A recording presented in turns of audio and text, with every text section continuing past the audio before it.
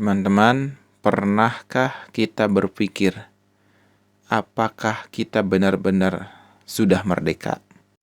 Bukan sekedar merdeka dari penjajahan fisik, tapi merdeka dari siapa kita takut, dari siapa kita tunduk, dari siapa hati kita bergantung. Karena sesungguhnya ada orang yang diikat rantai besi, tapi hatinya bebas. Dan ada orang yang berjalan bebas di jalanan, tapi hatinya terpenjara. Kali ini, mari kita belajar dari 3 manusia yang hatinya tak bisa dijajah.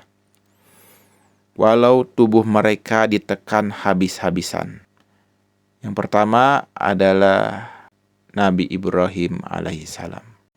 Bayangkan seseorang berdiri sendirian di tengah lapangan, dikelilingi ribuan orang yang marah padanya.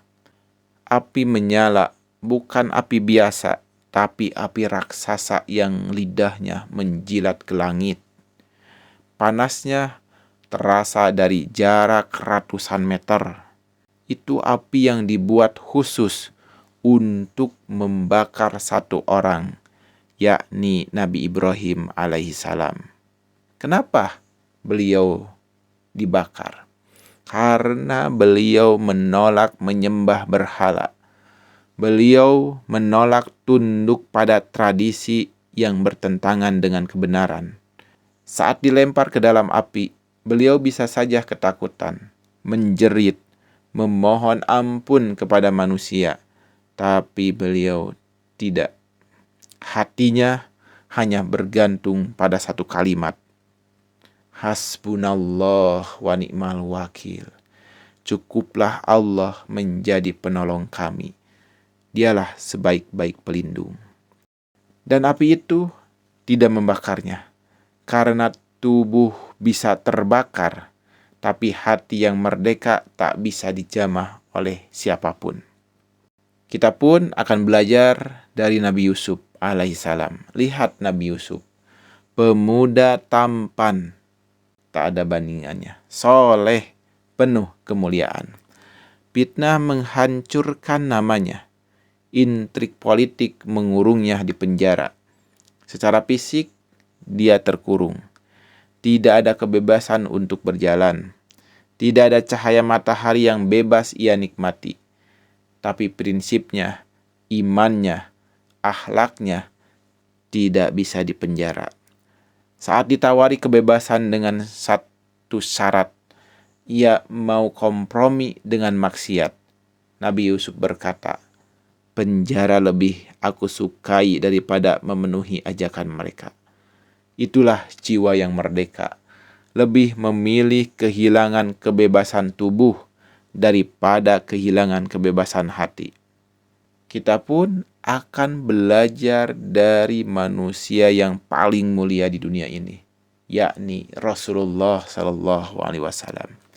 Beliau hidup di bawah tekanan Quraisy, dilecehkan, dipitnah, diembargo, bahkan diusir, harus meninggalkan kampung halamannya, yakni Mekah. Tapi lihat hati beliau, teguh, kokoh, tak tunduk pada kekuasaan yang menentang Allah. Bahkan ketika mereka menawarkan kekayaan, jabatan, dan wanita, beliau menjawab, demi Allah, seandainya mereka meletakkan matahari di tangan kananku dan bulan di tangan kiriku untuk meninggalkan dakwah ini, aku tidak akan meninggalkannya. Itulah kemerdekaan sejati. Kemerdekaan sejati bukan sekedar bebas dari penjajahan fisik, tapi bebas dari penghambaan kepada selain Allah. Allah berfirman dalam Quran surah Al-Baqarah ayat ke-256.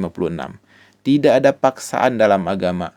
Sungguh telah jelas jalan yang benar daripada jalan yang sesat. Ingat kisah Nabi Musa. Beliau memerdekakan Bani Israel dari Fir'aun. Secara jasad mereka bebas. Tapi ujian sebenarnya adalah memerdekakan hati mereka dari ketergantungan pada dunia dan hawa nafsu. Hari ini banyak orang bebas tubuhnya, tapi hatinya masih menjadi tawanan. Tawanan uang, tawanan gengsi, tawanan opini manusia. Selanjutnya, merdeka hati artinya tidak takut kehilangan rejeki, karena tahu rejeki dari Allah. Tidak takut kehilangan jabatan, karena jabatan bukan sumber kemuliaan. Tidak takut kehilangan manusia, karena Allah yang memberi dan mencabut cinta. Lihat para sahabat Rasulullah. Bilal bin Rabah disiksa di tengah padang pasir, batu besar di dadanya, tapi lisannya tetap mengucapkan Ahad, Ahad, Ahad. Qul huwallahu ahad. Katakanlah Allah itu satu. Sumayyah, wanita pertama yang syahid, tubuhnya hancur oleh tombak, tapi hatinya tegak memegang tauhid. Ada cara untuk memerdekakan hati. Yang pertama, tauhid yang murni. Pastikan hanya Allah yang kita takuti dan cintai di atas segalanya. Lepaskan genggaman dunia dari hati. Gunakan dunia di tangan, jangan simpan di hati. Selanjutnya, belajar berkata tidak untuk melakukan dosa. Meski semua orang berkata iya. Bersyukur dalam segala keadaan, karena hati yang bersyukur tidak mudah diperbudak rasa kurang. Dekat dengan Al-Quran dan doa. Inilah penguat jiwa, pembebas dari rasa takut dan cemas yang tidak perlu. Teman-teman, merdeka yang sesungguhnya adalah ketika hanya Allah yang bisa mengikat hati kita. Tubuh bisa dibelenggu, tapi hati hanya kita dan Allah yang menentukan. Maka hari ini, mari kita bertanya pada diri sendiri. Kita ini benar-benar merdeka atau masih menjadi tawanan?